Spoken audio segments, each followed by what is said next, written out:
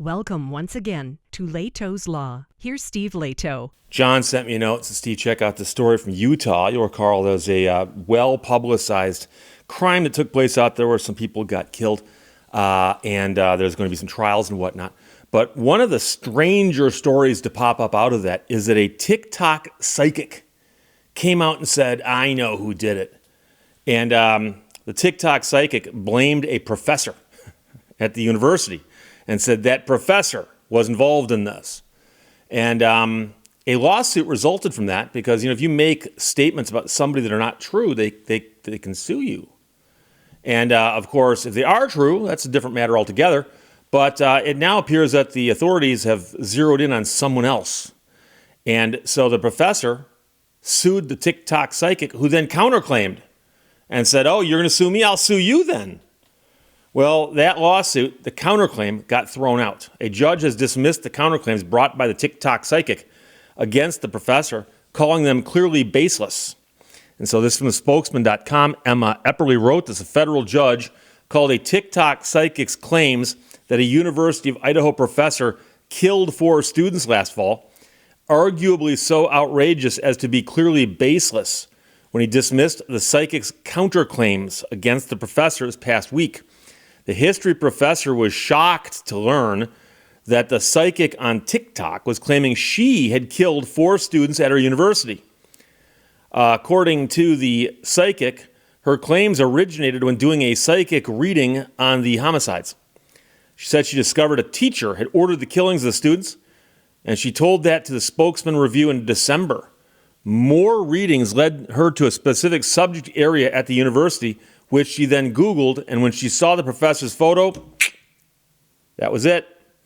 So the professor sent cease and desist letters and contacted police, but the psychic continued with her claims. Even after a Washington State University graduate student was arrested and charged with the crimes, the psychic stuck to her guns. Eventually, the professor filed a lawsuit against the psychic for the false claims, and the psychic filed numerous countersuits, all of which were dismissed by the chief U.S. magistrate there. Now, a lot of people are going to be tempted to say, didn't she see that coming? And I'm just going to let you know that that's an obvious joke, so go ahead and say it if you want to. But I hope somebody can come up with a better one than that. So it turns out the psychic is representing herself in the litigation, and she was unaware of the ruling when reached by the Spokesman Review late Tuesday afternoon.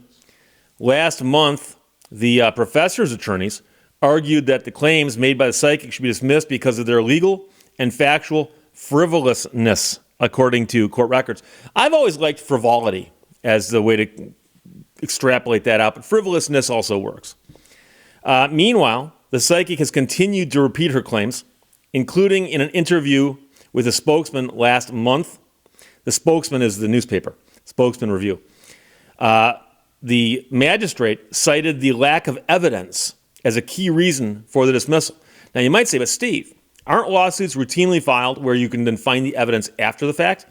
Well, you can get evidence through a process called discovery, but you have to have a basis for filing your lawsuit. You can't just say, I think I can dig some stuff up later. You got to have a basis for filing it in the first place.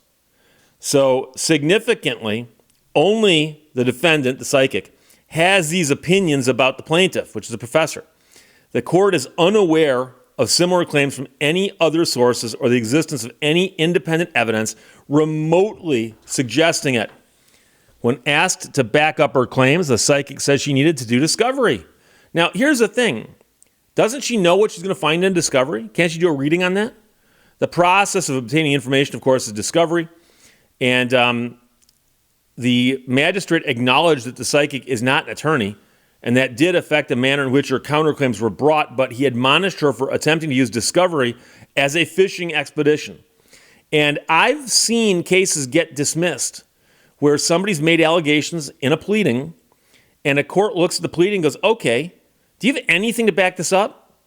And now sometimes you can say, well, we believe these documents will exist and we can find them, but obviously they're in control of the documents.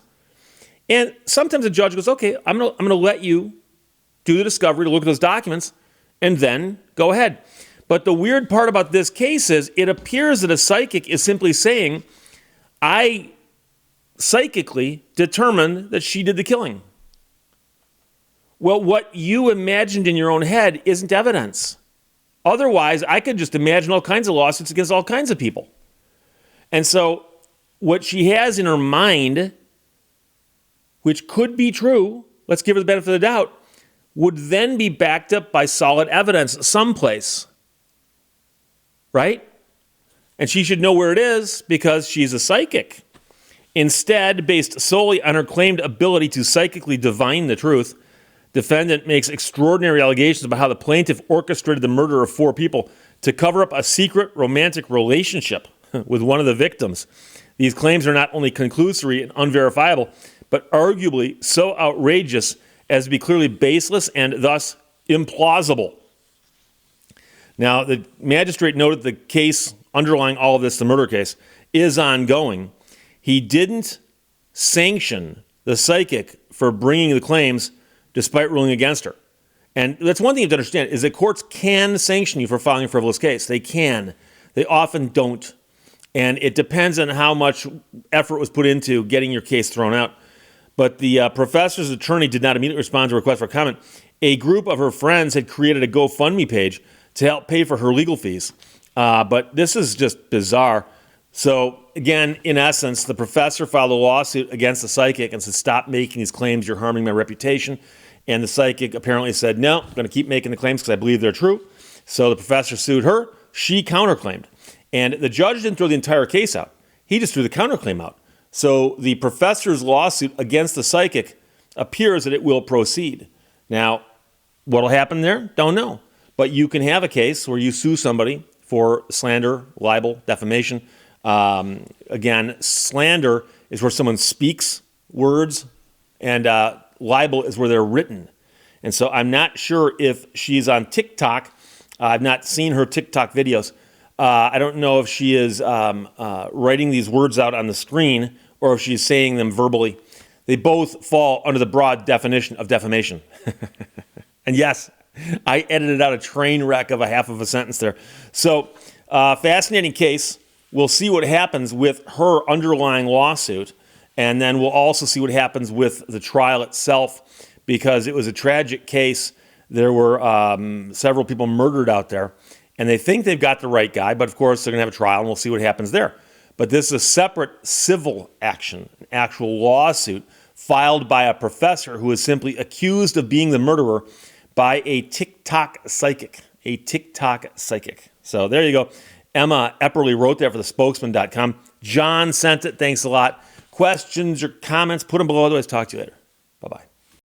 Thank you for watching Lehto's Law. A hospital bed is a parked taxi with the meter running.